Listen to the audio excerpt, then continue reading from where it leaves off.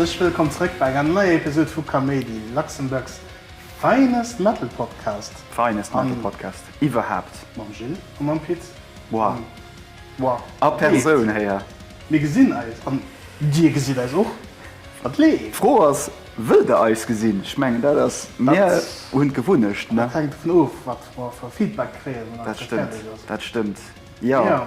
Danke, dass du feiern. Absolut. Haben wir das so gemacht. Absolut. Was lebt? Was lebt überhaupt? Was lebt? 100 Jahre Comedy. Schön also ähnlich. 100. Episode Comedy. 100. Episode. Und da haben wir uns gedacht, komm, wir sind courageous und wir weisen uns der Welt. Face Reveal. Face Reveal. Und da haben wir gedacht, wir machen ein Video. Und wir nach am Vierfeld hatten wir ja als großer Fanclub von über 10 Millionen Followers gefragt. Schickt uns Fragen ran, machen wir ein Q&A Video. Und dafür sind wir heute hier. Ja, wir konnten ein paar Fragen und die gehen wir heute ein bisschen schon an, am Detail. Kann ich schon am Vierfeld sagen, die eng mehr relevant Punkt der Musik wie die anderen. Wir mögen das, nee, komm, wir müssen den Ball all machen. Wir müssen alles machen. Dann gucken wir mal, wie weit wir kommen. Sind da Absolut. Und ja. Ich meine, können die schon mal einfach rückblicken. 3 Jahre schon, 100 Episoden. Was waren nicht? 48 Stunden. Ja, nonstop, nonstop gebraddelt. An allen Formen, an Versionen. Und wir sind da hier. Wir sind da hier. Wir sind da hier. Das gelöscht. Nee. Sind wir mal ehrlich? Nee, wir gedacht, okay, wir machen das. Du hast vielleicht ein paar Monate und dauern überhaupt. Ja, der Feedback ist schon krass gehen und die Leute wollen irgendwie nach immer von uns etwas hören. Apparemment. Und wenn das halt so klappt, will ich zu viel versprechen. Ne? Vielleicht gesagt ihn sich da mehr oft. Kann ich mal ab und zu für so etwas Extravagantes machen, gebe ich so. Ja, die nächste geht dabei so der 500. Episode, dass wir 10 Jahre Zeit haben. Aber gut, da bist du in der Asien nach. Bist du in der Asien nach. Es war für alle drei interessant. Ich ging definitiv so eine erfolgreiche Stadt für uns alle. Ja, für alle Standard, gell? Ja, für uns nicht andere nicht. Ja. Und Punkt auf Frohe noch, vielleicht kurz anzublenden.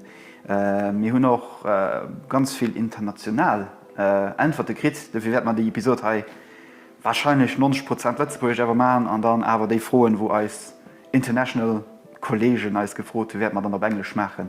Yes. Für jiddereen ein bisschen etwas zurückzugehen. Genau. Und aber ich brauche einen Schluck Kaffee. Ich meine, das. Ich habe schon getrunken. Und buy some merch, guys. Mit Mühe kein Kassen. Der steht da nicht. Ja, das steht schon verreiert. Das ist alles okay. Aber ja, wir haben also auch eine wunderbare Küche, die zwar ein bisschen verblendet ist. Eine Schmunzelkiste, wo all als Frauen dran sind. Und willst du sie abmachen?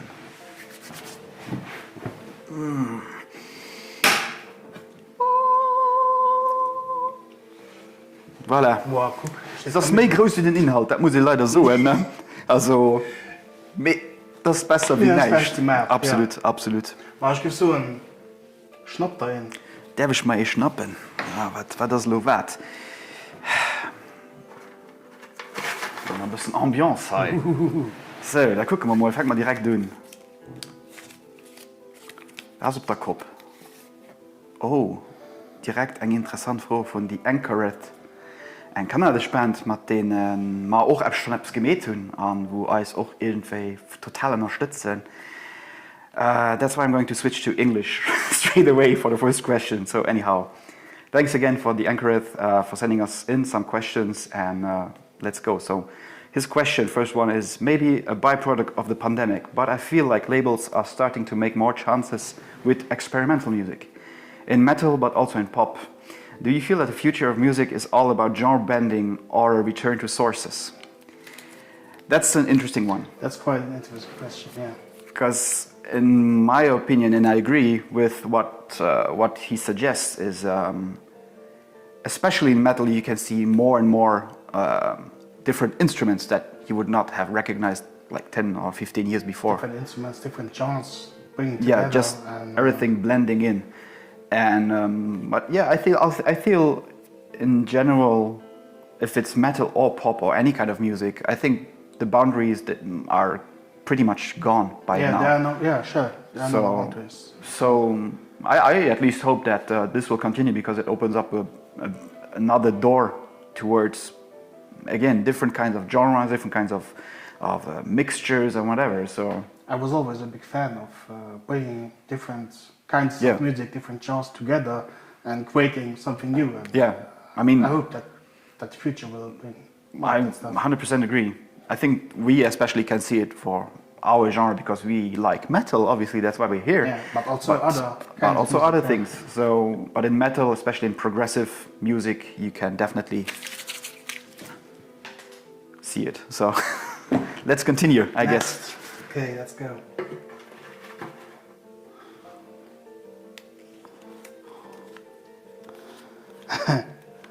Okay, hier ist ein Frau von einem Lützeburgischen Kollege von Subline. Du wirst lachen noch. Relativ kurz, Frau, aber gut. Der coolste Interview bislang war mit... Fragezeichen.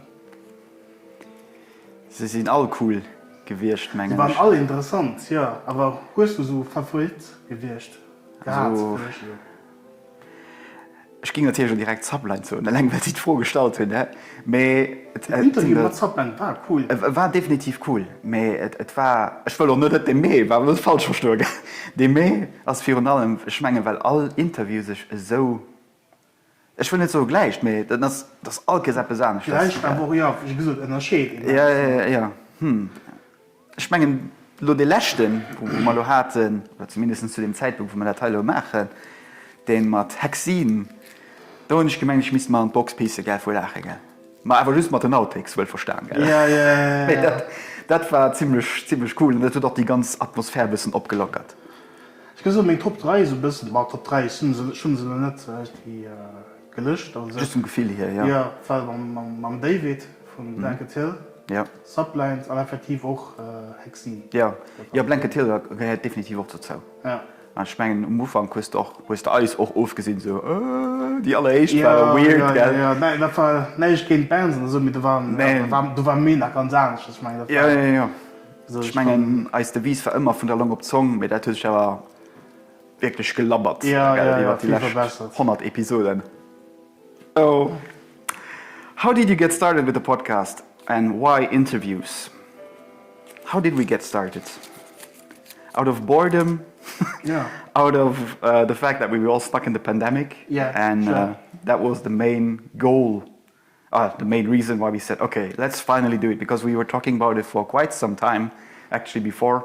We weren't sure if it would be a music podcast or video game or but then pandemic hit and we were just like, anyway, we can't do anything else, so might as well do that. And also we didn't saw us at the moment because of the pandemic. Yeah. And then we decided to do video calls and stuff like that. And because we like to talk about music and other stuff, why not share it with other people? Yeah, I mean, this was always a non-profit idea of us because we thought, we still think and totally agree that the Luxembourgish scene is something to be proud of, and we wanted to share something, and then we just elaborated in such a way that we decided to do.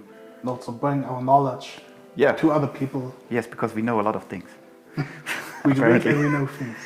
Well, I drink and I know things, exactly, yeah.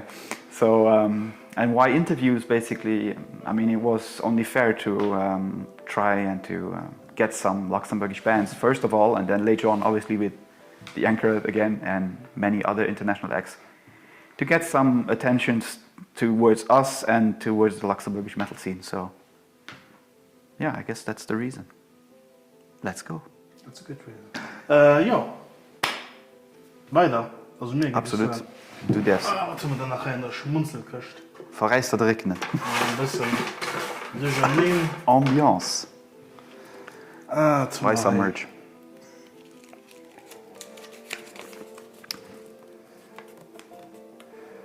Here's another question in English from the band Revengist. Okay. Is there a metal scene and local bands from Luxembourg? If yes, in which venues do they usually perform? Honestly, when I saw the question, I was like, duh, guys, obviously there is. Otherwise, we would not be here. But other countries, maybe they're not. That's true. We don't know about... They don't even know Luxembourg. That's pretty fair. So, yeah, we definitely have a scene. Absolutely, yeah. Quite strong one, and it's growing constantly and quite vigorously. So, and where do they play? Well, mostly in Luxembourg, to be fair. Some have one or the other chance to get out of the country and perform in Germany or Belgium, but not like enormous tour. At least I don't know of. Well, actually, we could just mention that, like Blanket Hill, another hardcore band from Luxembourg, they performed in Japan, which is quite a bit. Scout also, true. Also, so that's quite a big thing. And mostly it's in our neighbor countries, Germany, Belgium, France. We are quite well located for those three countries to interact in terms of. So. Yeah, and here in our country we have. Yeah, there's some few bigger venues, more smaller ones. When we started to listen to metal, it was mostly in cafes and stuff where they would play their concerts. At least those really underground bands. So they also have a few small festivals. True. Small ones, but still organized by the whole scene. Yeah. Let's say the whole scene is quite supportive towards each other, and it's quite like a big family. Yeah, 100%. So I guess we continue in this mess. If I'm going to pull another question of the anchorette, I'm going to be... Oh, no, it's not. Machen wir drin mal Blitze bei. Okay. Also, Sublined. Sublined von Wissen. Lebe am Kaff schiffen oder auf der Schaff kiffen? Ja, da geht schon mal um die von Philosophie, gebe ich so an der Tag. Also ich meine, das nicht, was sie hier geschickt hat, nicht purer philosophischer Fehler entspricht. Gut froh, ich gebe so ein Wicke, dass es ja von illegal aus auf der Schaff zu kiffen. Ich möchte den einfach nicht geil, aber das ist nicht legal und dafür möchte ich. Droge sich schlecht. Gut, nicht so viel. Ich fühle mich auch gerade mega schlecht, weil ich ein dick Flash Champus nach Stunden und gell. Droge sich schlecht, wie Alkohol ist top, gell.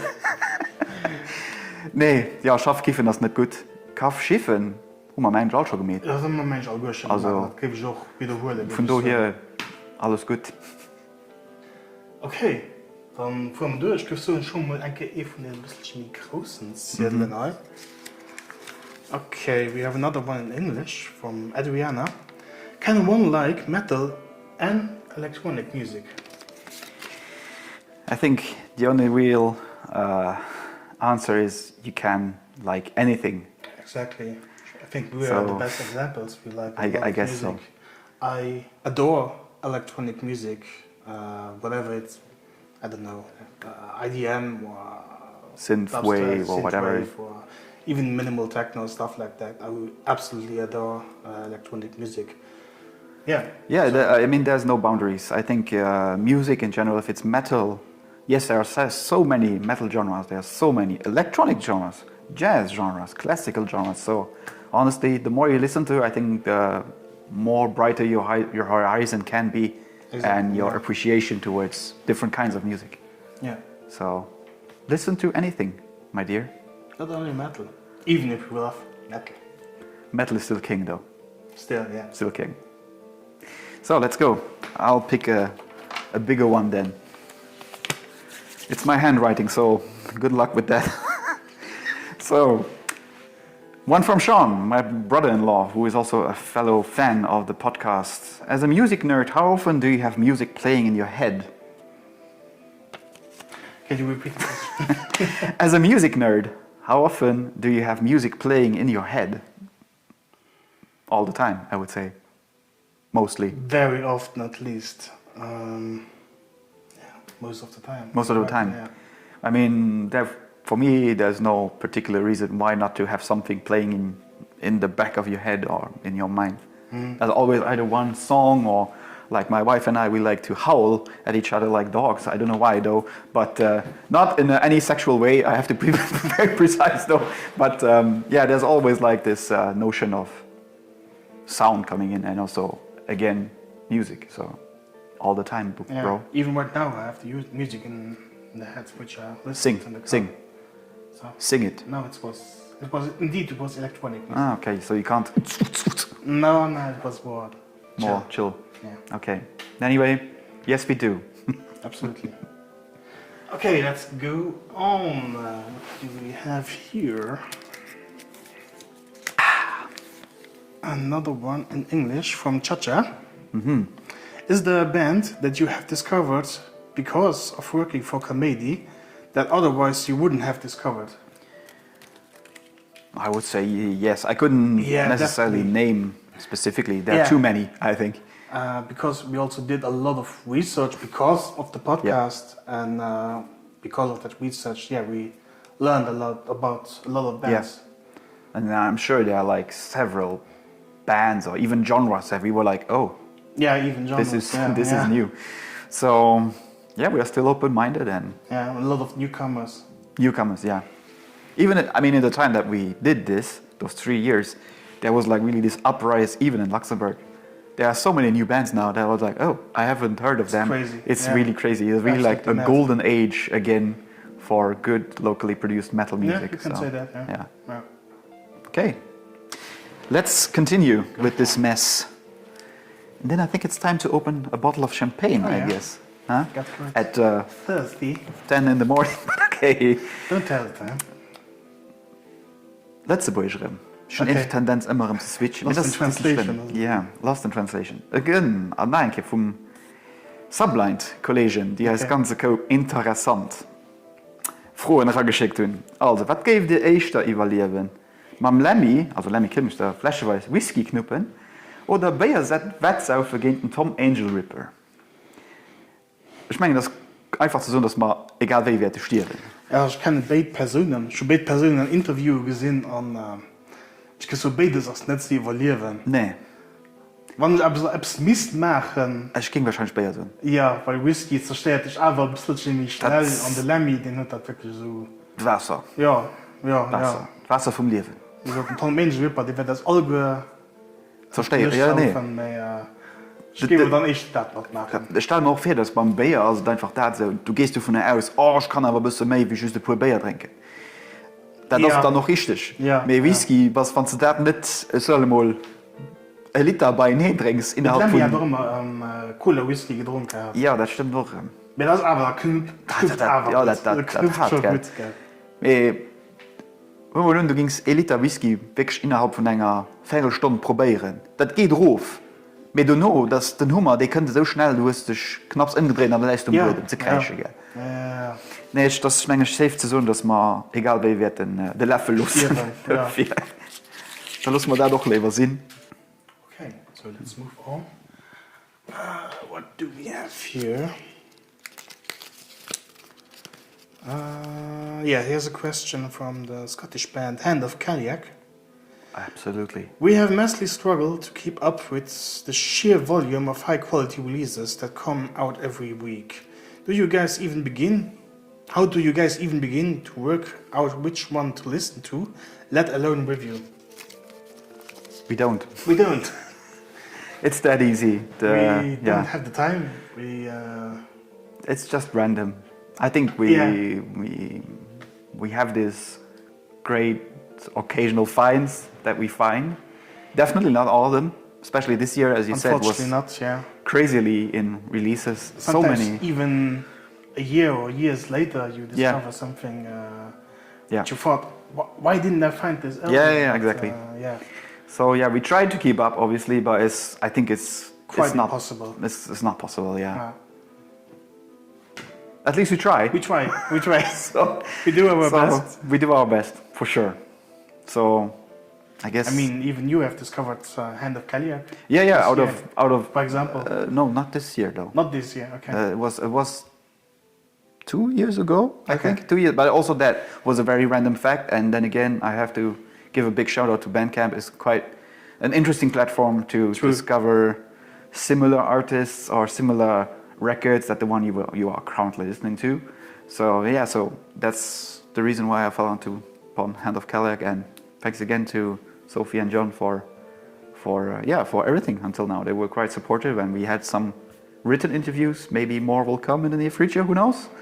So stay tuned. Anyway, Okay, I think it's time to drink something. What do you think? I think it is overdue. So, let's go. In any case. Ja, also, das ist noch ein bisschen frei, aber wir machen das einfach just so für den Show-Effekt. Ah bon? Das Alkoholfreie. Ja, so nett.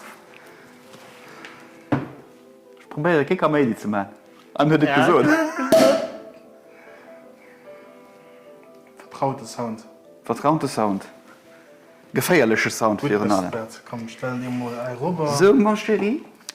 Ein bisschen Schluppi. Hm? Vas-y. Ich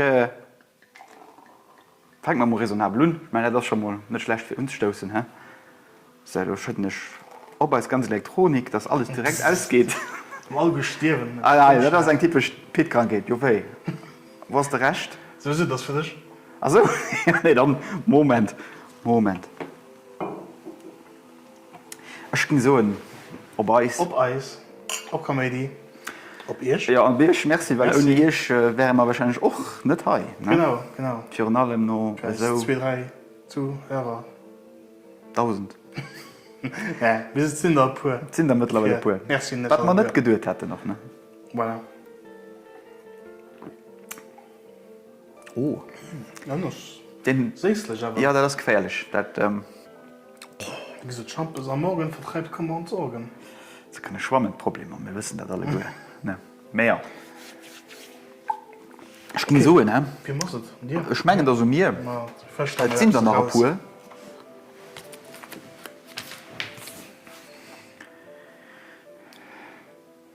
Eine andere Frage von Adriana, so back to English. Do all rock fans play the guitar? I do not. Oh yeah, it's true actually. We have the best example here. So I do not. I think that's a cliche terms of, and I know it's the easiest accessible instrument because it's maybe one of the cheapest ones to start with. I mean, I have one at my home. Even sometimes I play something I know, but I would definitely not describe myself as a musician.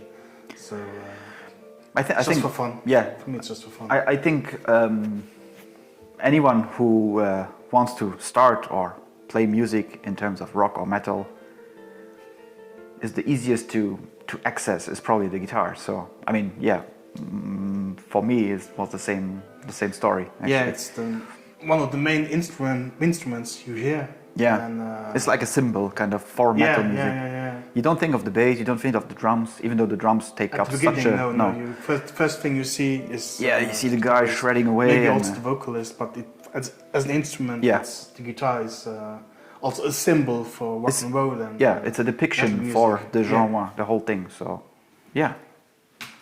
But not everybody plays it. That's true. Okay, let's move on. Let's go. Firo kommen und die Kasse. Sie sind nach 4 Stunden high. Ich hoffe, dir Zeit. Stunden. Sublines. Viel froher für Sublines. Ja, das ist mein philosophisch froh. Ah, okay. Was gibt der eischter essen? Pizza Hawaii oder Spaghetti mit Ketchup?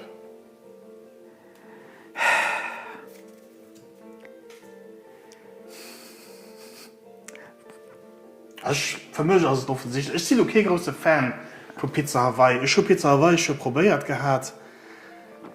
Ich bin nicht der größte Fan. Aber das ist besser wie Nudeln mit Ketchup. So viel kann ich sagen. Ja, aber ich muss aber so.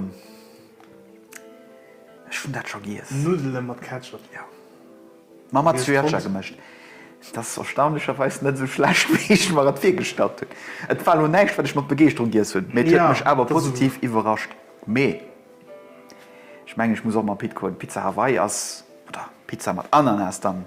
Ja. Das Problem ist, mit den Ananasstecker sind einfach zu dick. Es ist nicht ein bisschen wie dünn. Ja, das fileiert werden, so wie Trüffel. Ja. So ganz dünn. Da wäre Pizza Trüffel, das wäre auch geil.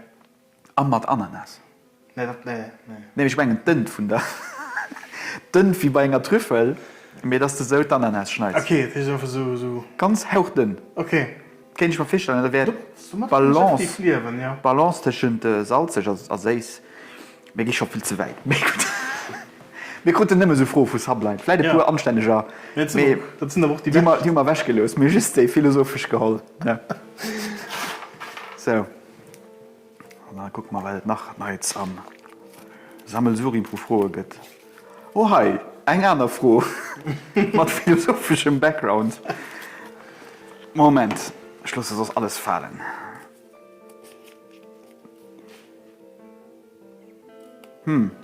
Schon gefühlt, dass wir das just hatten. Hä? Was ist schlimmer? Pizza mit Ananas oder geschnittene Spaghetti mit Ketchup? War das dieselbe?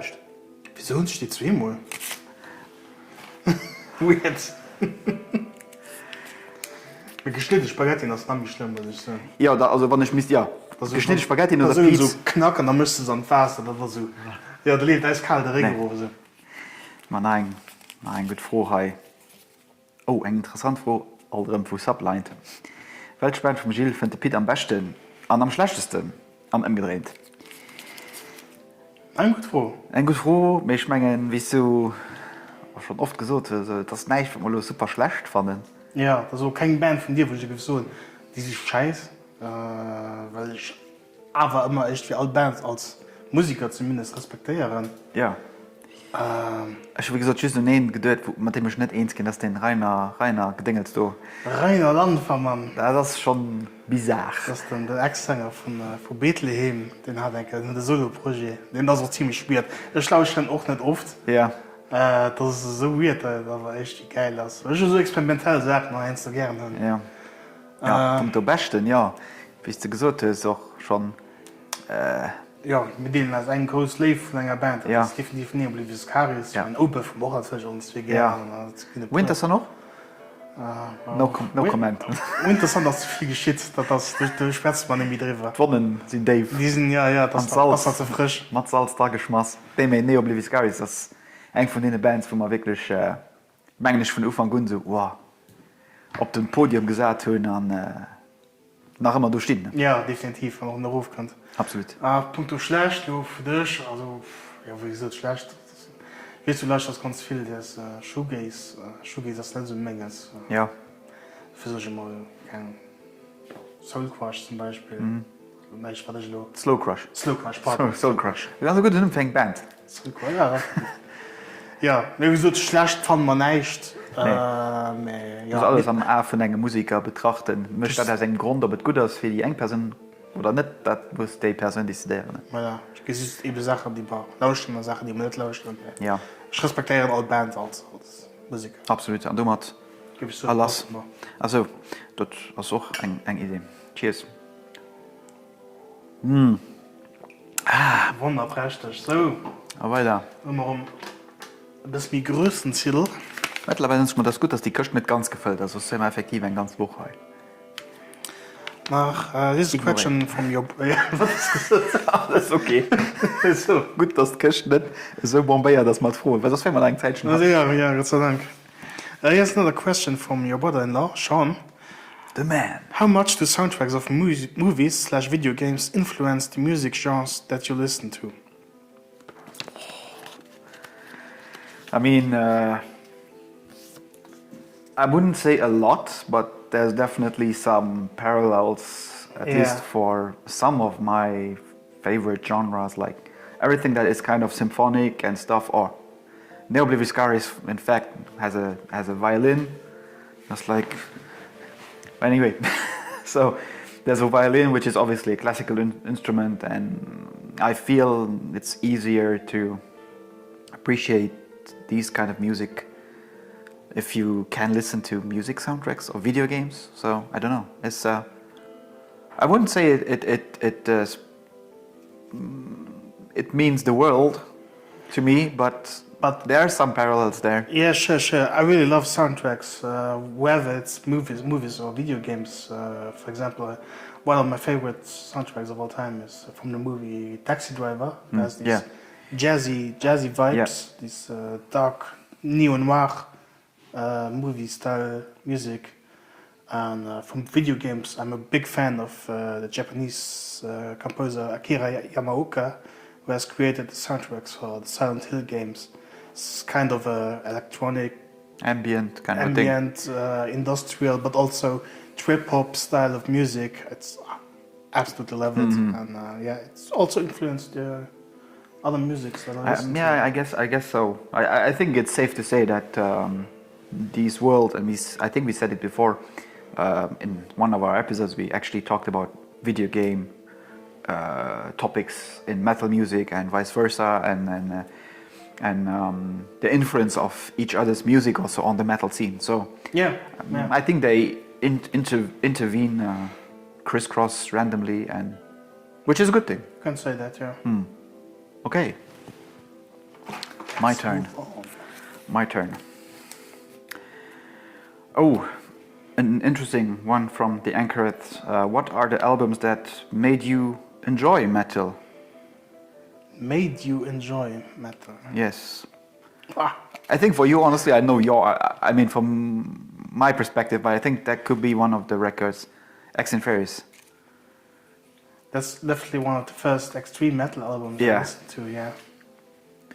For me, Metallica, Ride the Lightning, I think was one of the first that I listened to, and I was like, wow, what is this? This is absolutely insane. Lars Ulrich is the best drummer, at least back then. Yeah.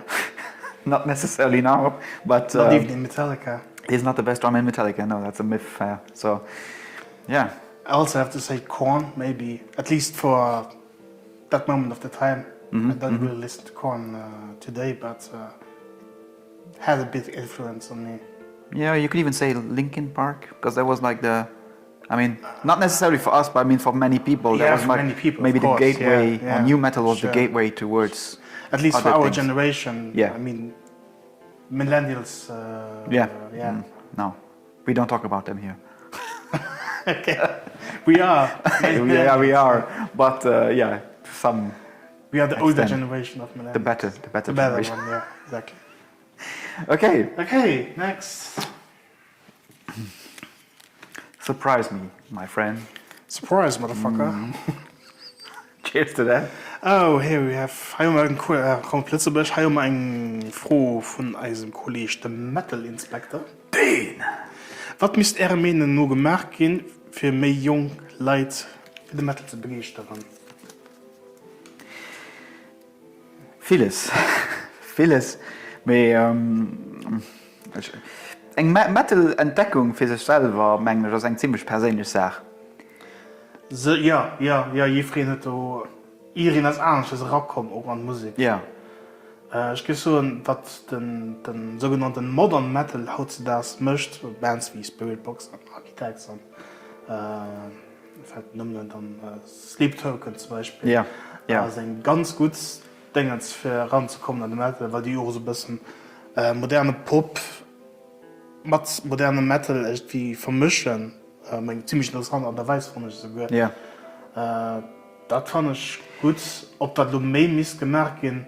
Weil du natürlich dann auch auf der anderen Seite um Metal Elitist, die das komplett ignorieren und schlecht schwätzen. Ich meine, das wird aber auch dummer zu denen, weil die Leute vielleicht nicht die Moyen hätten, für sich so einfach zu machen. Wegen Leute. Die Elitisten, sag ich mal, die mit dem Point of View kommen, nee, das ist richtig, das darf nicht so klingen, Ja, weil ich mit 80 Euro Trash Metal angefangen, das ist der Shit. Ja, keine Ahnung, und dann ist dann schon ein Blockade. Aber was mich mehr gemäht ging, was bei wen mir da noch ging auffallen, wäre vielleicht an der Schule wird Musik traitiert bis einem gewissen Alter. Es gibt natürlich über die großen klassischen Komponisten, vielleicht auch die, was über Jazz geschwärzt. Ich fand mindestens die Notion da sind, hey, okay, es geht doch das, das ist nicht verboten, zu lauschen. Ja, zumindest ein bisschen Geschichte zu bringen. Weil mittlerweile sind es aber 7 Jahre bald, gell, von plus minus, nein, nicht 7 Jahre, man hat viel nicht da, 50, 60 Jahre vielleicht, wo man aber genug Evenemente hatten, wo Metalmusik auch bis heute definiert wird. An den Mainstream auch influenziert. Ja, absolut. Ja, aber auch, ich fand, Elitist sind ein großes Problem für neue Leute an den Metal ranzubringen. Ja.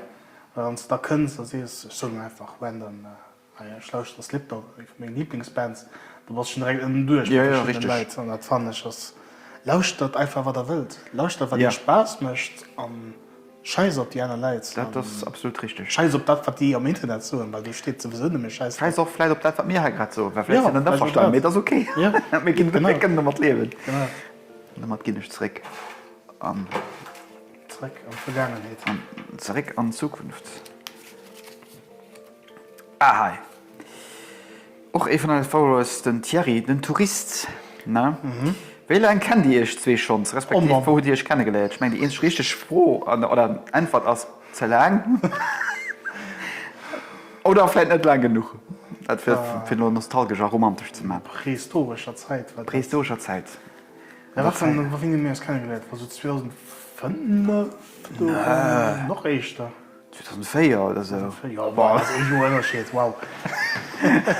Nein, das geht nicht. Ja, du musst mal wissen, wir waren uns wie am LTB, du hast kennengelernt bei so Elektrotechnik-Klasse. Besten, schöne Jahren. Ja. Man kann nur sagen, dass du nicht gerade von Anfang an, aber so Jahr mich spät kann ich sagen, dass du eine krasse Freundschaft gebildet hast. Wo aber auch so wirklich aus dem Neist kommen, so. Ja. Bis heute noch immer stark ist. Bros for life. Bros for life. Bro Fist her. Mehr. Ja, war die ganz froh. Das war die ganz froh. Okay. Mehr will den Thierry nicht wissen. Und der Rest ist geheim. Was bei Comedy geschieht, bleibt gewöhnlich bei Comedy. Der Rest ist viel zu viel intim.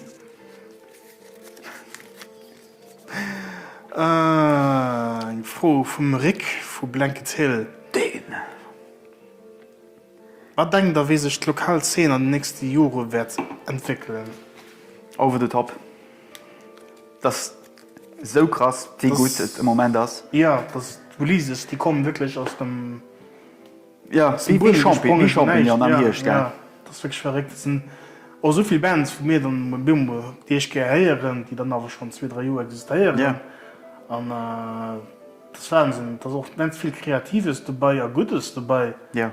Und ich denke, dass, also weil Lützeburg so weiter möchten, ich meine, die Leute wirken momentan wirklich immens motiviert. Wenn die Leute so dabei bleiben, das geht gut. Das ist genug Material da auch für eben dann noch neu, die neue Generation zu unzulackeln, aber vielleicht dann noch zu weisen, voilà, wir haben etwas zu bieten. Ich meine, Blanket Hill allein, als Blanket Hill sind los schon andere Bands, oder irgendwie all sind Bands into Wine, so Fusion Bomb, Blanket Hill, die neue Band, die du abkönnt, das ist wahrscheinlich schon dabei sind, oder 100 dabei sind, von der Teil rauskennt.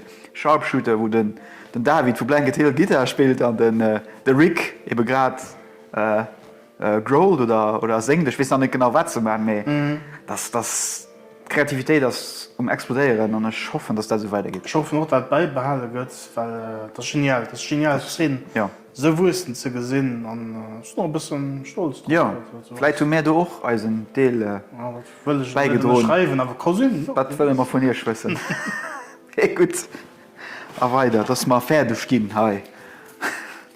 Wieso nicht nur 3 kleine Schnipseln? Mehr klein ist nicht Kann gegangen. man schlecht. Okay. Another one in English from our friends from Austria, Hills Like White Lions. But then again, he's asking for, or they are asking for, our favorite movie.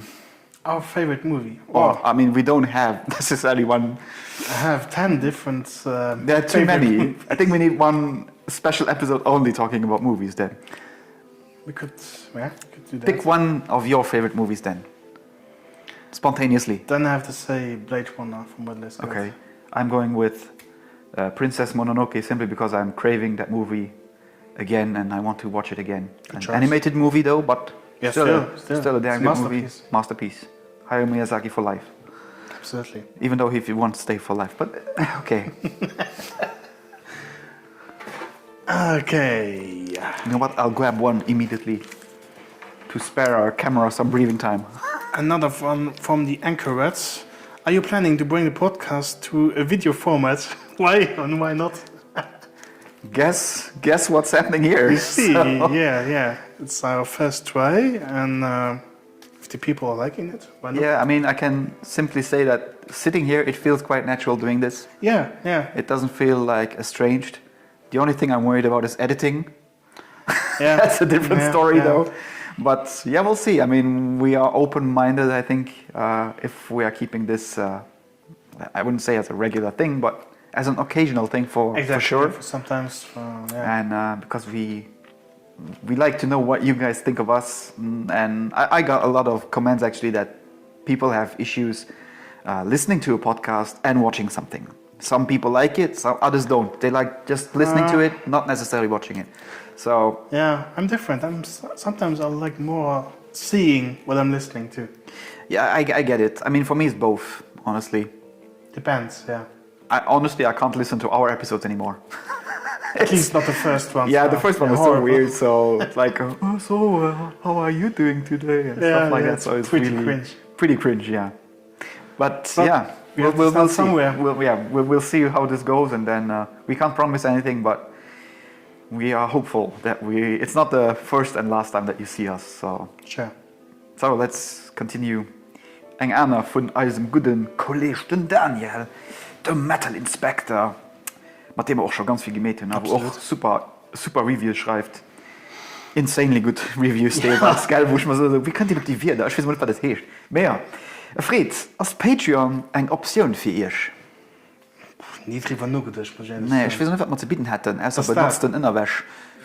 Du musst ja irgendwie für den Patreon Supplement Content bieten, und du willst gut, wenn wir da Content anbieten. Und zweitens, das ist ja für alles so Non-Profit-Dingen. Ja. War mal effektiv. Natürlich ist schlecht, so draus verdenken, so gebe ich nur nicht so, aber da musst du Leute gehen dafür, ich weiß nicht. Da, und ich meine, das ist schon längst schwer genug für letzte Mal Metal-Szenen, für das die entweder CDen, Vinyl oder Merch verkaufen. Ja. Und ich meine, wir haben selber für eine längere Zeit schon haben wir Shirts bestellt, wo auch viele Leute gefroht haben. Und es war schon bewusst, dass das teilweise eine okkasionelle Sache wäre. Weil, ja, wir bringen uns nicht raus, das ist das, was wir gewöhnlich gerne machen. Das heißt, nur zu lauschen, wie wir schwätzen. Wir machen ein bisschen das, was wir wollen, und wie wir wollen, und wie niemand wollen. Wir hoffen, wir machen gut, das ist der Deel.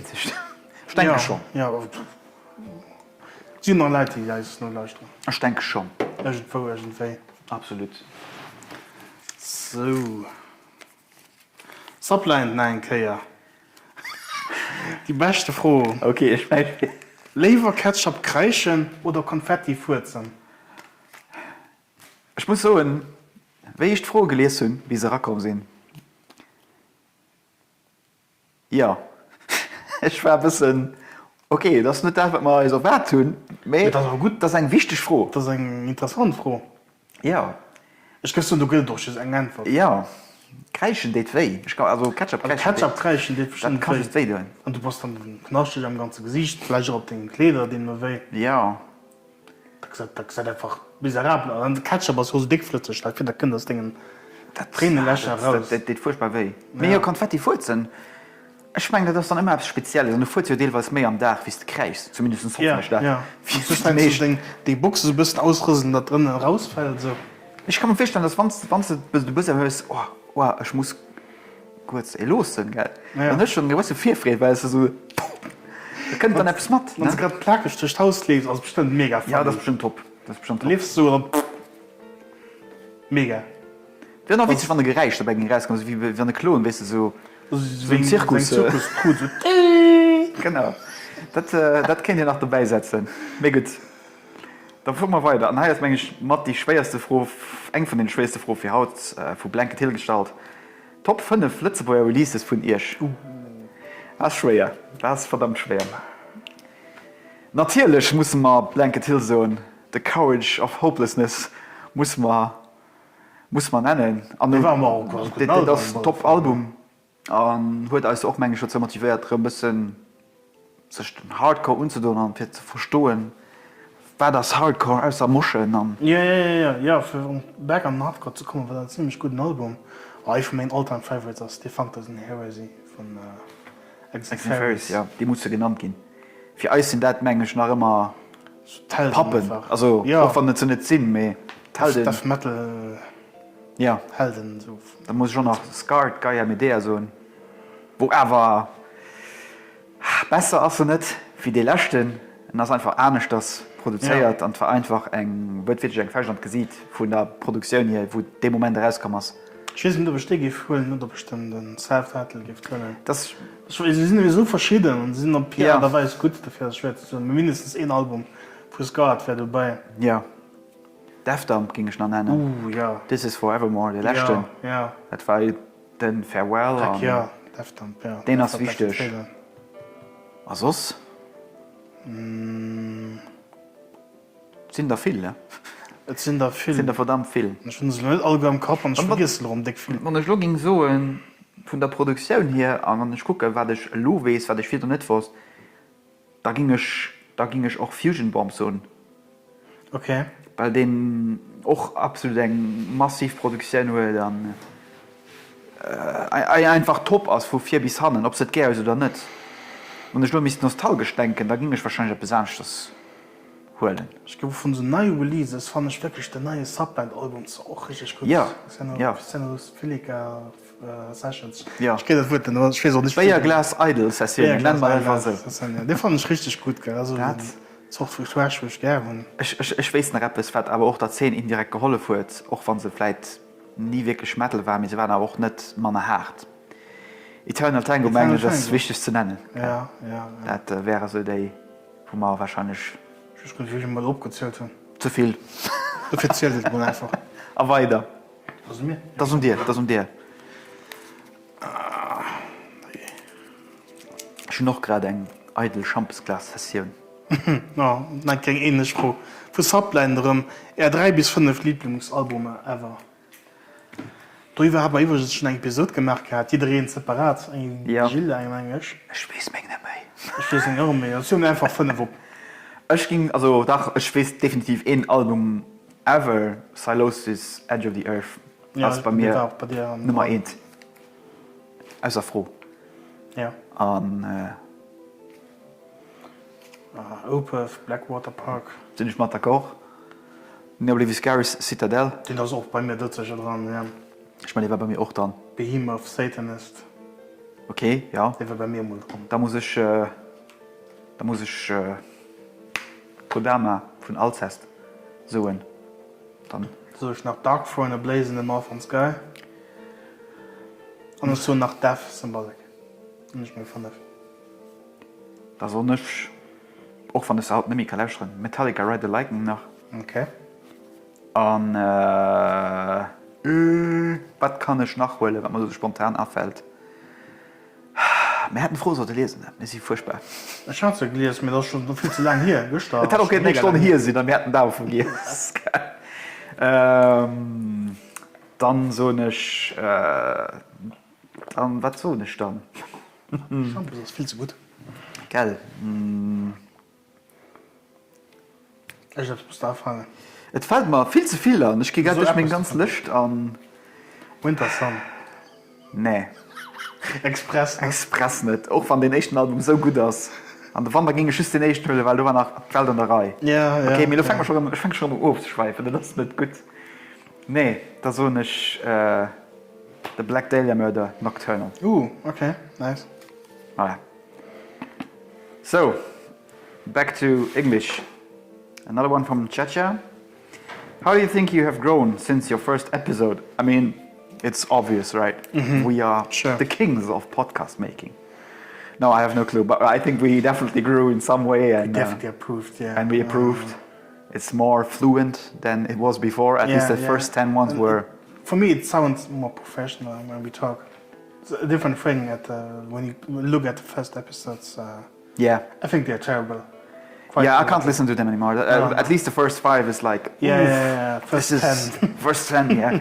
I mean, we started again. We started this out of the blue, and we just let's get some mics. Let's talk to each other, like we do now. And but we'll do it over an online platform and without any script or anything. So even this is not We're still scripted. doing today without script. So. But it's more natural. Yeah. So- It comes more natural. Yeah. I think we improved at least by 80%, I would say. So yeah, Yeah. thumbs up, I guess. It's not emptying, eh? Another luck, Mama. from Chacha. Has comedy changed the relationship between the two of you? If yes, how? Spicy, this. Yeah, I mean, it's safe to say that we work in two different formats and ways. Yeah. And that, To say not the least. I think we discovered that some forms of communication and some forms of working at least on a free basis like this can create some tension. That We had some issues yeah. at the beginning, or I don't know. I think was 2001, yeah, it was when we I don't started. remember, yeah. But we had some issues which are now pretty okay, I think. Yeah. I think. Are you okay? No, I think we're good. We just we came to a conclusion that okay, I work my way. Pitt has his style, which is obviously we are not the same person, but we try to focus on the results. So even if we work two different ways, and I think the result is what counts. So we try to focus on the result, not necessarily how we're working, or how we are working towards a release or a post or whatever. So I think we are cool. Yeah. So all good, It works. I guess. And then one more from Hand of Kaliak. It seems like extreme metal is in the middle of a golden age, with a quantity of quality releases coming out every week. Would you agree or disagree? 100% agree. Yeah, I think we had already had. It was a similar question. Yeah, similar Yeah. question like that, and The sheer amount of releases this year is insane. I think the year before was not less. yeah, But it's getting more and more. Every country has like an outburst of well-produced, first of all, and an overwhelming amount of, variety of metal music coming out. and it's true. I also see it more in extreme metal Yeah. than. Yeah. than I mean, not- I have no clue what's going on in the pop world, to be fair, Yeah, because it's not my sure. thing. But I think metal is more and more present in the media, even though if it's not a media accessible to everyone. But there's definitely an It has a improvement place in there. pop culture, you could say. Yeah. So I think we would strongly agree that Yeah. we are living in a golden age now, which is a good thing. And I Some hope people wouldn't agree, I think also. but, 100%. But we think what so. do they know? What do they know, yeah.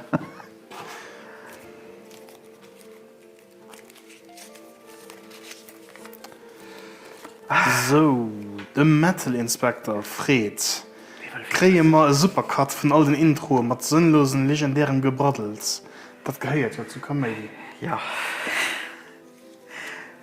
Ich meine, es gouf schon so viel, Ich weiß nicht, wie ob wir hatten alles hunn also als Material. viele Summer nach. Ja, Mir ja. vieles ist aber auch wirklich nicht zu gebrauchen. Viele das wirklich auch verloren gegangen. Und, Ja, ich meine, mehr hun Computer gewesen, Laptop gewesen, Teil selbst verloren gegangen. Die haben auch verschiedene Episoden, aber die sind dann immer so als Secret angebaut, entweder zum Schluss oder irgendwann damit, wo dann so ein Outtake sich mal dran gemischt wird. Man auch schon lange nicht gemerkt, muss ich sagen. Da haben wir das schon lange nicht mehr gemäht. Ich meine, das in der Zeit, und ich meine, lange mit dem Video habe ich immer genug für den Dan glücklich zu machen.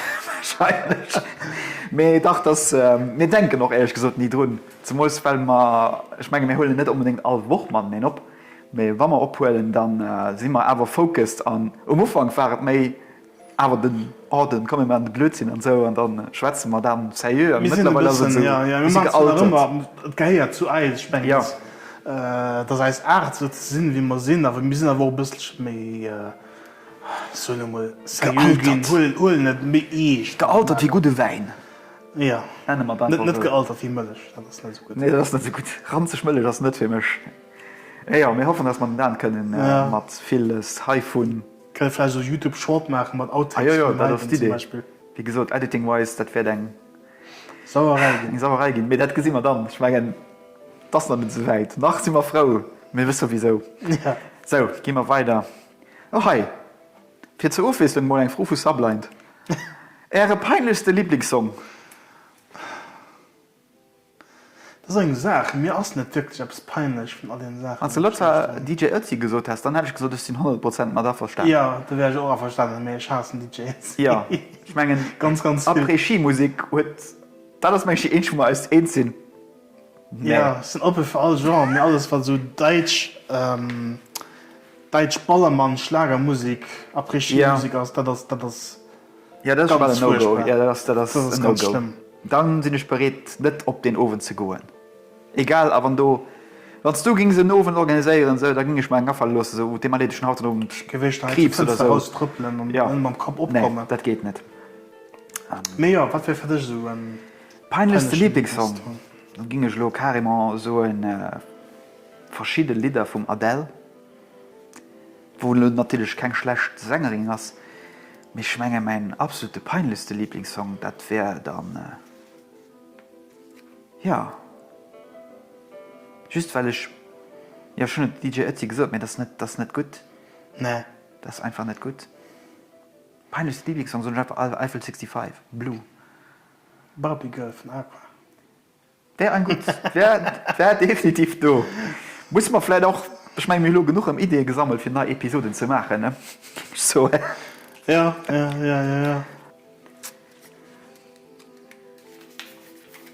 Suspense. Erst gemeint vom Sean. Choose one piece of music that describes you as a person.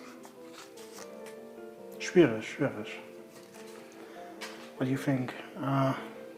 Any kind of music, I think, can describe us. Yeah. Because we listen to everything. But, wow. It's very difficult to pick one track, one song.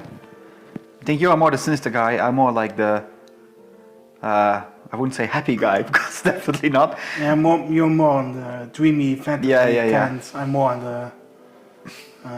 depressive, I'm going to kill myself. Eternal darkness. Eternal darkness. Prince of darkness. Who needs Ozzy Osbourne if he's there, right? No, I think for me personally, I would probably choose something from Devin Townsend. Maybe even from the record Empath. The track Genesis, I think, is reminiscent of every style of music that has ever been made.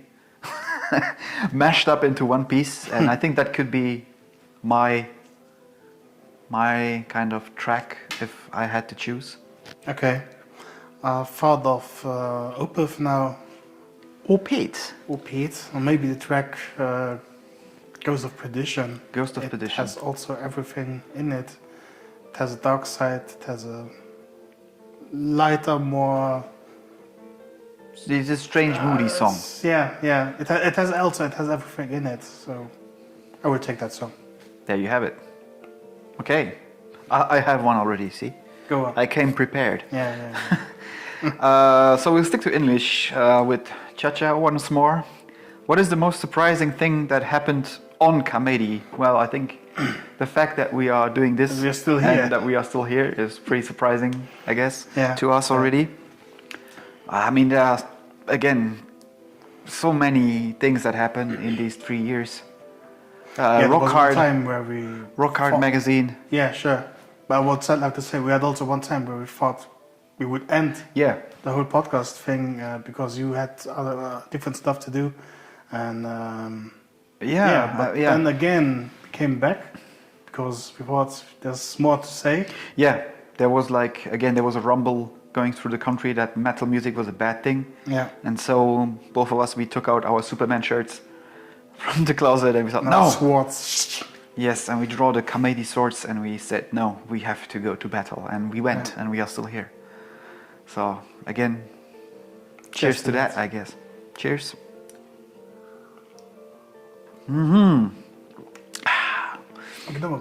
Yeah, dangerously though. Okay. Oh, Subland again. Schon Den éischten Metal Shirt, den der erst gekauft hat, wo? Das weiß ich noch. Ich weiß nicht genau. Ich weiß, dass ich nicht kaufe, weil es nicht mehr so war. Ja, das ist ein kleiner Baby. Vielleicht nicht gerade. Definitiv ein Spaß, ja. Für an einem Wort zu nennen. Spanien, Costa Brava, mengenisch. Iron Maiden Shirt, aber selbst so gefakten Iron Maiden Shirt. Ja, den machst du beim Maach kaufen. Ja, von einem Schwarzen, der hallo, weißt du, so. Wanna buy sunglasses, wanna buy shirts, so was nicht der Stil. Und ich war froh, dass mein nächstes Metal-Shirt, obwohl ich da Maiden nach gut nicht gelöscht habe, ich wusste aber, wen es war. Ja. Für dich? Ich weiß wirklich nicht mehr genau. Ich weiß auch nicht wo, aber wie. Ich denke, es ist entweder zu Korn oder zu Deftones gewesen. Das waren so die echt Metal-Shirt-Bands, wie ich hatte. Wie du hast schon die Warner-Shirts, aber wenn wir von Metal schwätzen, Ich gehe so Korn oder Defton. Ja. Ich meine, die Inchplätze, wo du da doch groß. Hai war am CD-Boutique beim Palais. An der Placebo. Waren die einzige Geschäfte, wo du mal heinst oder etwas von hast, was unnährungsweis und. Ich meine, Schatz aus EMP, wo ich drüber nur denke. Das war so cool. Ja, gell? Krass. Mama bezahlt hat. Shoutout. Na gut. Dann gehen wir weiter. Pleasing. Pleasing will wissen, favorite drei non-metal Albums. Weg nun, mein Freund. Das ist schwer. The Doors, die Bühnealbum von The Doors, self-titled. Also, ist all gut, so nur. Das ist nicht. Portishead, Dummy, auf jeden Fall. pt.I, Dangerous Days. Okay. Björk, Debüt. Ich kenne da 1000 Optionen. Björk Debüt wäre ich direkt dabei. Tubular Bells von Mike Oldfield wäre mir persönlich wichtig. Und vielleicht, wenn man schon so eloquent und weird gehen, ging es sogar Andreas Vollen weiter so in Caverna Magica, wo keiner sie erkennt. Ja. Ja, das ist schon scheißegal, keiner soll kennen. Ich kann nicht. Ja. Ja, wie gesagt, wir können noch 1000 Sachen aufzählen. Ja, genau, jetzt. Aber 3 Stück oder 4 Stück geht durch. Ja, absolut. Eine Frage vom Sean. From 1 to 10, how would you rate your life right now? 8. No, I think it was never a 10 because there's always room for Has never improvement. been a 10 now. We have also always We've just had troubles lunch. in your life. We've just had lunch, so an 8. Yeah, I feel a little bit better now. Yeah, Let's so say definitely an 7.5 maybe. Yeah, maybe an I go 8. 7.5. Yeah, that's a good number. Yeah, I ate maybe too much, so let's say 7.5. No, 7.5 is a good moyenne, so to speak. Yeah. What else? Chacha wants to know, can you imagine yourself being a radio host? I do. Move on. No, honestly, I think I got the comment quite a few times that, at least for me, that I'm quite flexible and quite accustomed to talking too much and Yeah, speaking more fluently than me. Even in Luxembourgish, I think. I'm definitely more quiet than you. you're more reserved. But then again, if your mouth opens, beautiful things come out. It's like so sweet. sunshine coming out behind the clouds. It's so romantic. I can't take that. You have to. Okay. Anyway, let's go on. Yeah. Another one from Chacha. What are your top 5 favorite moments from comedy? Well, one of is definitely this this one. one. It's a special moment, definitely. We've been here since almost 6 hours, so and we're still not done.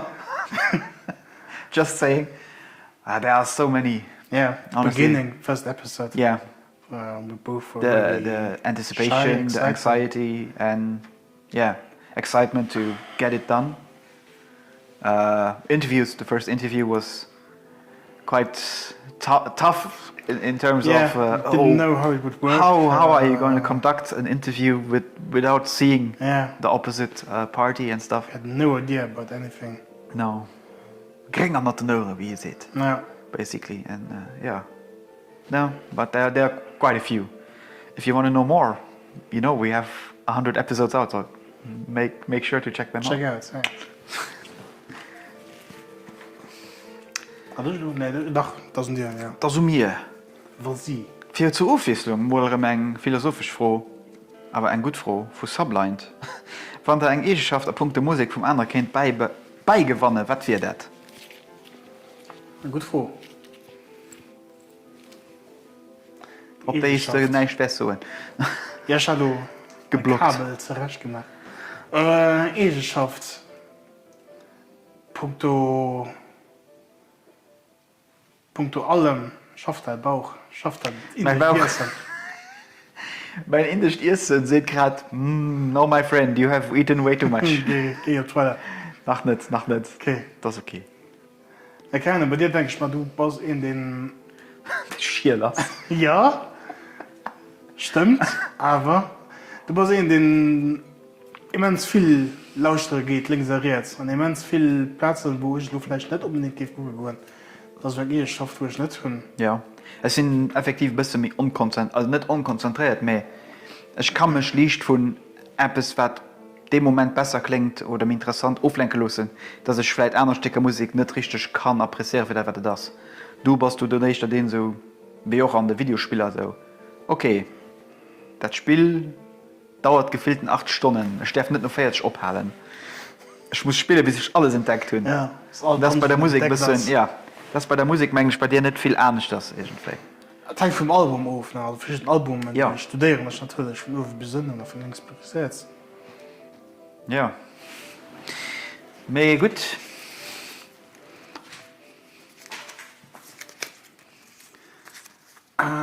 We have one from the Anchorites. Are you a musician yourself? What is your fondest memory playing music? So, no, I'm not. I'm not a musician. You're not. I wouldn't describe myself as a musician, at least. At least we can definitely say we are both music nerds in the sense of definitely. we like to dig deep into the eternal void of music and the sheer amount of, well, good records that are out there, so we get lost in that. Me, myself, I would not consider myself a live musician. I play music, I try to record music. Only recently though, I mean, I've always played guitar for at least 20 years or years more, I think. And the fondest memory I have is back in 2021, actually also during the pandemic, where Chacha, the one who sent us in some questions also, we discovered that we have this kind of connection in this particular vibe of music, and we started writing stuff. So, and I remember like just being like confident enough to say, yes, I can write a piece of music and I can actually work on a piece and not just play along to songs what I usually did and still do it. I like to do it, don't get me wrong. But really the fondest memory is like being aware that, oh, I actually have stuff to say. Even though if I don't sing, but it's just an instrumental piece, but it feels still amazing. So I would say that's that in terms of musicianship. Okay. So good answer. Good. We'll stick to English though. Okay. Hills Like White Lions. You people want to know our guilty pleasure in music. Guilty pleasure. Guilty pleasure. Quite a few. Again. Yeah. I'm always not sure how to describe a good guilty pleasure. I think something I know that what goes, it means, but something that would go out of your daily routine and norm. Helene Fischer. Yeah. Or DJ Ötzi. DJ Ötzi, yeah, it's great. Great. Great music. Peace. Crème de la crème. Crème de la crème. I think recently, start of this year, I listened to some K-pop. Okay. My girlfriend listens to a lot of K-pop, so yeah. Blackpink, for example. Yeah, I mean... I also like to listen to Lady Gaga and The Weeknd. I love The Weeknd. Great musician, great artist. Even though it's mainstream though, but I mean even mainstream can be good. Oh, sure. Yeah, just because they make music does not necessarily mean that they're good though. There's like so I think the line is very thin. For you? For me, maybe a German artist, Leif Eldin. I fell in love with years back actually. I got introduced to this musician by one of our classmates actually back in the days. The Gessner. So yeah. Yeah. I don't know why. He showed me a few songs and I really liked it. It was sung in German and was like this soul, not R&B, but soul, poppy, rocky kind of thing. And I really liked it. I'm not sure what he's doing today, but there are like 2 albums that I really dig and I really like to go back to the record and then also go back in time and like, oh, this is still great. Even though it's not my type of music. So, yeah. Come. Okay. Schaff eppes, hi. Schau mal etwas. Katastrophe, hi. One question from Adriana. Why are most metalists atheists? That's a deep question. That's very deep. We could say a lot about this. I think it's We easier. don't want to hurt anyone. Yeah, I think it's easier said. We actually wanted to do one episode in the future, or maybe it's even out while this is still in the making. Maybe, yeah.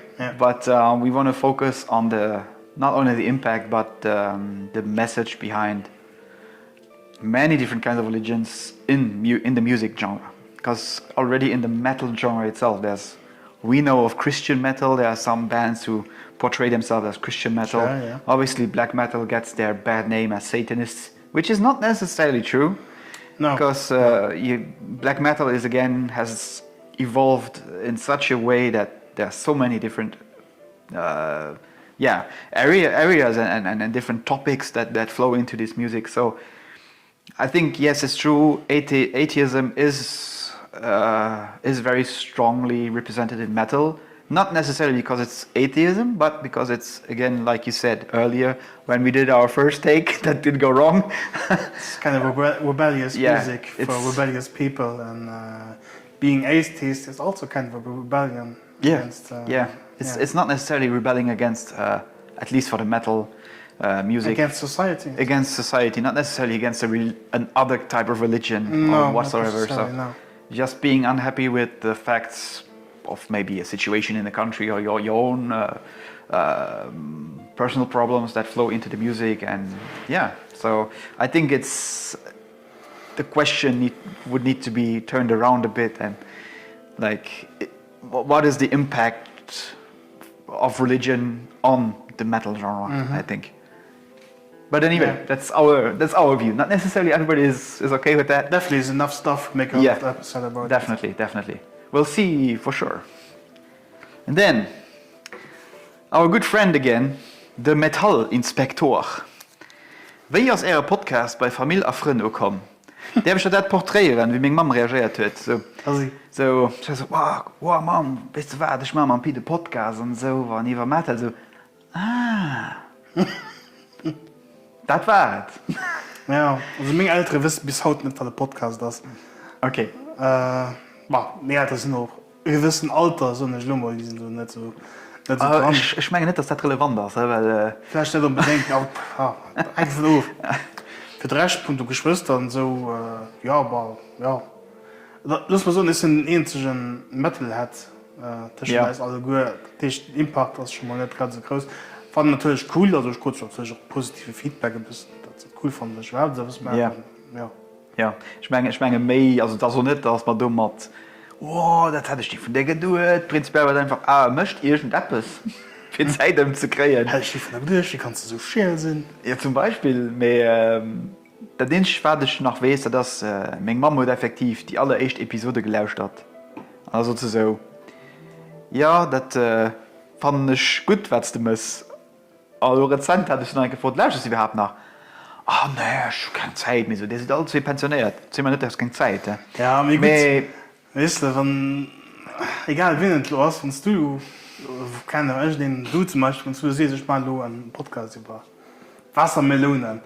Du warst mein bester Kollege, aber ich gebe das nicht alle Episoden für Lauschtert, weil ich das stimmt. Interesse an Das stimmt schon. Wenn du keinen Metal-Szenen drauf hast, dann kann ich auch verstehen.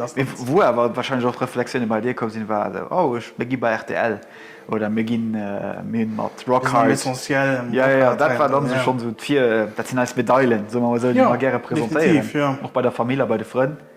Das ist halt immer mittlerweile witzig, dass schon ein Klischee gibt. Bei mir in der Familie, egal auf was für eine Feier oder so du gehst. So, und wie ist das mit Dingen? Lebt das da immer? Mit Dingen Podcast-Dingen da. Was macht ihr überhaupt? Also, schon 20 Mal gesagt, aber ja. So viel dazu. Das sind die, ne? Ich meine, das sind mir. Schon vor dem Fall. Definitiv zu viel Champes trinken ist nicht gut. Der schlechteste Konzert, den der Lee live gesehen hat. Live gesehen hat, ich kann mich schwätzen. Für Sublined. Für Sublined, okay. Schwer. Was definiert schlecht? Ich meine, das ist doch das. Das ist echt ein gut froh, ja. Ich habe noch nie ein Konzert gesehen gehabt, wo ich so wo ich furchtbar Soundqualität, furchtbar Auftritt im Allgemeinen. So. Schmengend Location ist ganz oft schuld. Sound Engineering kann auch ganz viel verkacken. Gell? Bei mir persönlich müsste es effektiv den im Summerblast sein. Am Tunnel do. Den anderen, ja. Ja, das war nicht gut. Das war wirklich nicht gut. Das Ja, war auch zu viel. Over Snack vergisst gespielt gehabt. Das war auch, die hatten auch keinen guten Sound gehabt. Ja, für einen Day. Das war ja, ich meine, eng von den éischten Lescht, wo wir so live gesehen haben. Also, ja, Rest in Peace, nicht vergisst. Aber, ja, so richtig schlecht. Kann ich just nach den Hai am Dorf erinnern. Wo Eis an zwei, meine Frau mir so schlecht ging. Ja, das war schon so, ja. dass wir rausgegangen sind. Ich nenne die Band doch nicht, ich weiß auch nicht mehr genau, wen er da gespielt hat, aber es war einfach zu hart. Der Bass hat sich wirklich am Mo, am Gedärms geködelt, gell? Und das war mal zu viel. Ich kann mich noch an einen kleinen Konzert, und da war ein Mini-Festival an Kufa gewesen. Da war so divers Deathcore-Bands also gewesen. Und da war We Butter, the Bread with Butter. Eine Band, die ich nicht unbedingt mega gerne habe. Ja. Der ganze Saal war voller Kanner gewesen. Also Scene-Kids mit ihren farbigen T-Shirts Ja, und den hohen Kappen links und rechts. Aber wirklich mannerjährig. Ja. Ich war doch schon, ja, ich war 27 oder so gewesen. Aber es ist immer ein bisschen komisch, viel kommen die ganze Zeit. Ja. Ne? Aber Uwe hat dann einen Headliner gespielt, Obscura. Und da war kein Mensch mehr im Saal. Da kann man alle heimgegangen. Also das war so ein bisschen traurig. Obscura selber, du musst gucken, da Ja, gell? ja, das war der Grund, wieso ich da war. So. Na ja. Tja, Ja. was ich.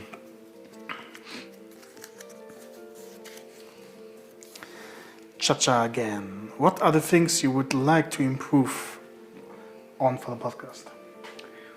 Improvement. Well, improvement can be in many things. Maybe equipment in the near future, depending on how well we do and how it evolves. Improvement on us both, maybe. Yeah. Which we did already since the beginning. Yeah. But everybody can improve more, Yeah. I think. Maybe I would hope, at least that's my personal view, but I think chances are high that we will be able to do something like that, is get more attention internationally, because I don't know why, I'm not sure if you feel the same, but I think Luxembourgish bands are very lazy.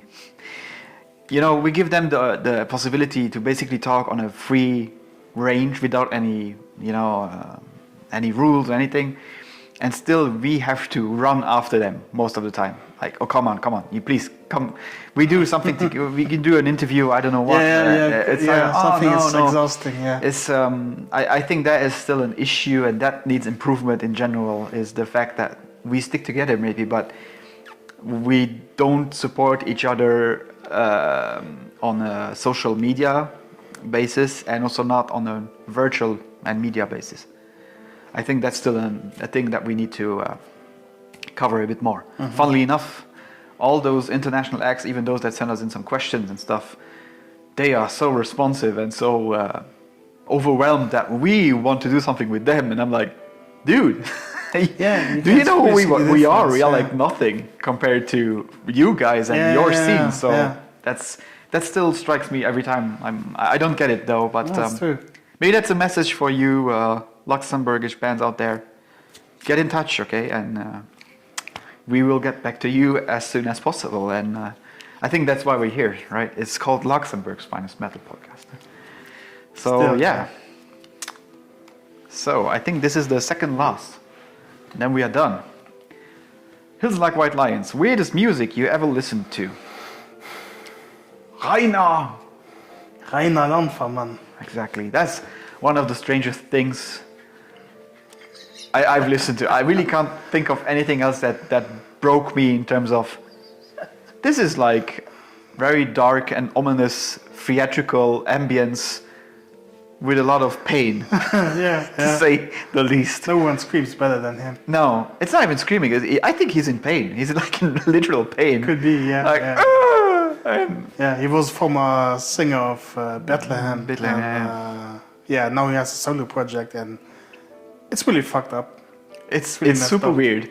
I don't say it's bad, but it's definitely weird. It's absolute madness. I think before you showed me that, We Mr. had Bungle. Mr. Bungle, Yeah. Phantomas also is kind of Yeah, weird. yeah, everything Mike Patton has done. Yeah, and Psyopus. Psyopus, yeah. I think Insects. Is it that song from the record Insects? That's like also that was at that That's point was crazy like song, this is Chocolate Chain. yeah that yeah, especially that one. That was like super weird and but again it shaped us in many ways to open up even more towards different kinds of music. Also, So yeah, it had an impact to say the least. Okay, last one. We did it. 17 hours later and still here. The Anchorets. What's your Desert Island album? We also made an episode about it. Yeah, because I asked him the question, what are your records that you would bring to a deserted island? So, what is yours? I think it's a good question. Changes from time to time. It's true. It's really, it's a mood changer. Like Yeah. So, But I always think Opeth has to be with me on a desert island. for me, it would be probably, again, one of the older runs from Silosis. Or, I think I speak for both of us here. Yes, we take one, Citadel. In that case, you take Citadel and I would take probably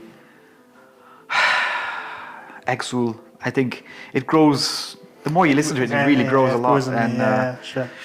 And yeah, so that concludes. Dat mischt dann do alles, was zu sagen hun. Voilà. Als der Schmunzelköcht, kann man so einen Zoo machen, ha? Bis die nächste Kehr. Bei der Schmunzelköcht. Dann, wie gesagt, 100 Episode. 100. Episode. Geile Scheiß. War voll. Hoffen wir die 100 nächst. Ja. Hoffen, die sind auch mit dabei. Mir ging alles mehr. Allem. Dann, was sieht denn alles auf YouTube so? Auf Südtube. Südtirol-Tube. Subscribe the channel, smash the like button. Ja. Ring the bell for notifications. Social Media, Instagram, YouTube, Facebook. Check das überall an. Anchor FM, Spotify, Bandcamp sogar. Ich weiß nicht, wir haben auch doch für Shirts. Ja, wir haben auch Shirts. Just für zu so. Stimmt, ja. Wir haben Shirts. True. Und wir schaffen weiterhin ganz viel drin für ihr, ganz viel Plaisir zu machen. Alles möchtet auf jeden Fall Plaisir. Absolut. Also Madame nicht so, aber das ist nicht unser Problem. Gingen wir mal einfach so. Wir reden heute einen Preis zu bezahlen, wenn man denkt, zu sind. Ja, als ich den Fetisch den muss angehen. Also Fetisch ist den da. Von vielen. Von vielen. Und ich ging so immer gepackt für heute noch vielen probieren. Und hoffentlich klappt es. komm, stößen ein bisschen. Letzte Shots und dann. Cheers und dich. Cheers und dich. Merci für das Gucken, dafür nur Lauschtert. Bis geschwind, Heiram. Bei Comedy.